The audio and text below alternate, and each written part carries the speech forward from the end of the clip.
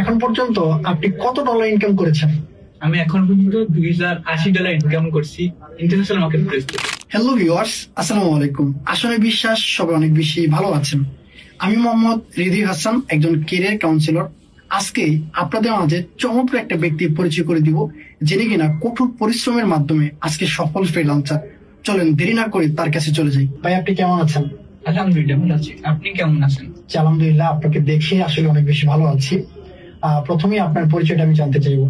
যে আমি সিএম হাসান, আমার বাসা বরগুনা ডিস্ট্রিক্ট। আমি লেখাপড়া করি diploma in computer science and টেকনোলজিতে।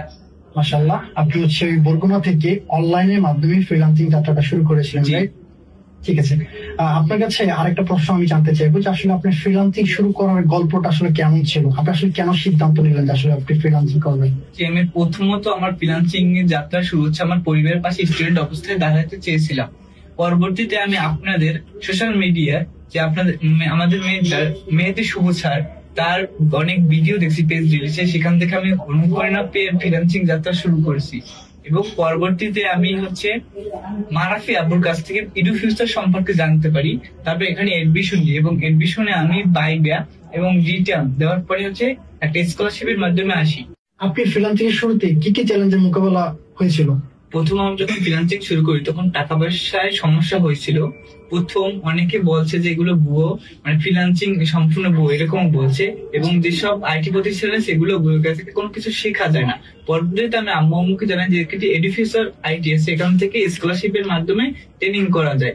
তারপর আমি একটা স্পেশাল সেশন করছি এডুফিউচার আইটি স্পেশাল সেশন। আমি বাইবা এবং রিটার্ন দেওয়ার পরে আমি টিকে তারপর স্কলারশিপের মধ্যে ভর্তি হই এবং প্রত্যেকটা ক্লাস আমি রেগুলার করছি। এবং এছাড়া আমি ইন্টারন্যাশনাল মার্কেট প্লেস গুলোতে কাজ করছি ফ্রিল্যান্সিং স্টুডেন্ট অবস্থায় ফিউচারে। সেখান থেকে আমার যাত্রাটা শুরু হয়েছে। আচ্ছা, তার মানে আপনি যখন আসলে শুরু করেন তখন আপনার ফ্রেন্ড সার্কেল আপনাকে আসলে ডিমোটিভেট করার ট্রাই করছে, তবে আপনার ফ্যামিলি সাপোর্ট করছে। সেটা আপনার জন্য একটা প্লাস পয়েন্ট, কারণ অনেক বাবা মাই এখন পর্যন্ত ওইভাবে সাপোর্ট করতে চায় না। কারণ আমরা জানি যারা গ্রামে থাকে তাদের বাবা মা ওইভাবে করে আসলে অনলাইন সেক্টরটা বুঝতে পারে না। সো আপনার জন্য একটা লাকি পয়েন্ট যে আপনার বাবা মা আপনাকে সাপোর্ট করেছেন। আপনার কাছে আমার আরেকটা কোশ্চেন, সেটা হচ্ছে আপনি আসলে প্রথম কত ডলার দিয়ে শুরু করেছিলেন? আপনার প্রথম প্রজেক্টটা কত ছিল? প্রথম স্টুডেন্ট অবস্থায় আমার $5 একটি অর্ডার পাই, সেটা লিঙ্কডইন এর মাধ্যমে। লিঙ্কডইন মার্কেট, যেটা ফাইবারের মাধ্যমে লিঙ্কডইন মার্কেটে। সো আপনি যে প্রথম একটা অর্ডার পান, আপনার আসলে অনুভূতিটা কেমন ছিল? প্রথম যে অর্ডারটা পেয়েছি এটার অনুভূতি অনেক বড় ছিল, কারণ এটা একটা আমার জন্য ইন্সপায়ার যে আমি নিজের টাকা ইনকাম করা শুরু করতে পারছি। আচ্ছা, ঠিক আছে। তাহলে আপনি টোটাল এখন পর্যন্ত তাহলে কত ডলার ইনকাম করেছেন? এখন পর্যন্ত $2080 আর্নিং করছি। আচ্ছা, ঠিক আছে। তারপরে আমি আপনার কাছে একটা বিষয় জানতে চাইবো, সেটা হচ্ছে আপনি প্রসপেক্টিভ কমিউনিটির সাথে আছেন। আমার প্রশ্ন হচ্ছে যে আসলে প্রসপেক্টিভ কমিউনিটি আপনাকে আসলে কতটুকু সাপোর্ট দিয়েছে, তার আসলে সাপোর্ট সিস্টেম গুলা ঠিকভাবে আপনাকে দিয়েছে কিনা? এই প্রসপেক্টিভ কমিউনিটি থেকে আমাকে প্রত্যেকটা সময় যতগুলো সমস্যা হচ্ছে প্রত্যেকটা সমাধান করে দিয়েছে। যখন আমি স্যারকে নক দিছি প্রত্যেকটা সমস্যা তখন আর সমাধান করে দিয়েছে এবং এটা থেকে আমি স্যাটিসফাইড। ওকে, আপনি এখানে হচ্ছে লাইভ সাপোর্টের একটা বিষয় ছিল। আপনার হচ্ছে প্রতি সপ্তাহে বা প্রতিদিন একটা করে লাইভ সাপোর্ট, আশা করি লাইভ সাপোর্ট গুলো আপনি করেছেন। জি, আমি এডুফিউচার আইটির যে অফিসিয়াল ওয়েবসাইট থেকে প্রত্যেক পোস্ট দেওয়া যায়, যেটা কমিউনিটি পোস্ট, ওটা থেকে সমাধান পেয়েছি সমস্যা। এবং প্রতিদিন বিশেষ একটি সেশন হয় শুক্রবারে রাত 11টায়, ওটা থেকে আমি সাপোর্ট পেয়েছি এবং এটা থেকে স্যাটিসফাইড। ওকে, আপনি আসলে বর্তমানে কোন স্কিল নিয়ে কাজ করছেন?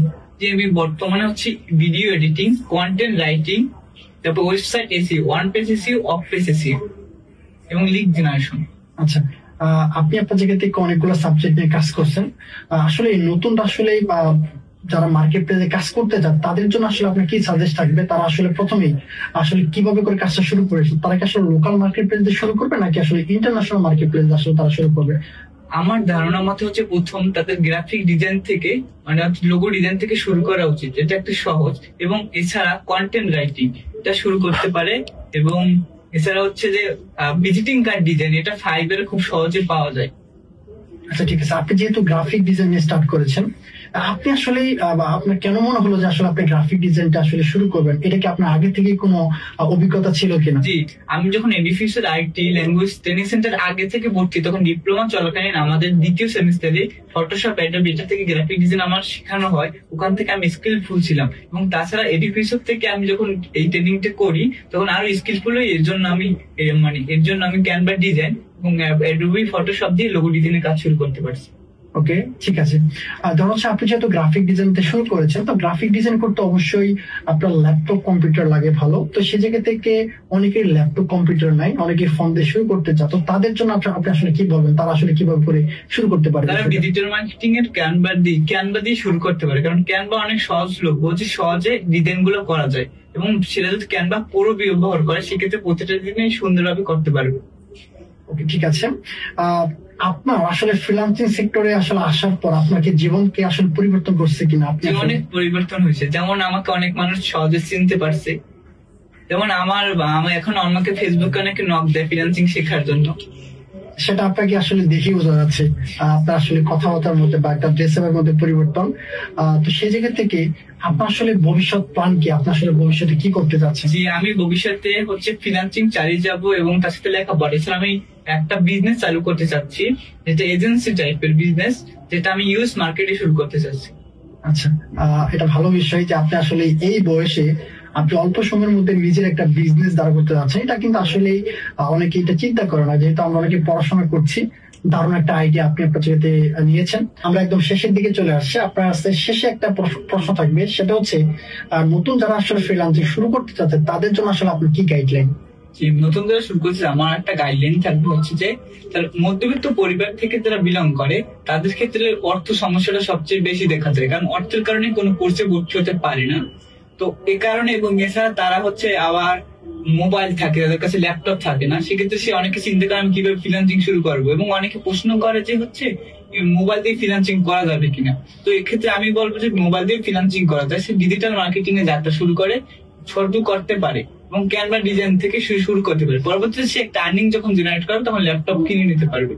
আচ্ছা, তার মানে আপনি বলতে যাচ্ছেন আসলে নিজের ইচ্ছা শক্তি হচ্ছে সবচেয়ে বড় শক্তি। যদি আসলে নিজের ইচ্ছা শক্তি থাকে তাহলে সে তার জায়গাতে কি করতে পারবে। সো আমি যখন আসলে আমার ফ্রিল্যান্সিং যাত্রাটা শুরু করেছিলাম, তখন আমার মনে আছে আমি আমার জায়গা থেকে যখন শুরু করি আমাকে ওইভাবে কেউ সাপোর্ট দিচ্ছিল না, কিন্তু নিজের একটা ইচ্ছা শক্তির মাধ্যমে নিজের যাত্রাটা শুরু করেছি। সো আপনার ক্ষেত্রেও সেম বিষয়টা।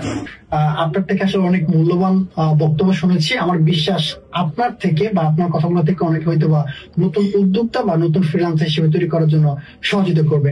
এই ছিল আমাদের সফল ফ্রিল্যান্সারের গল্প।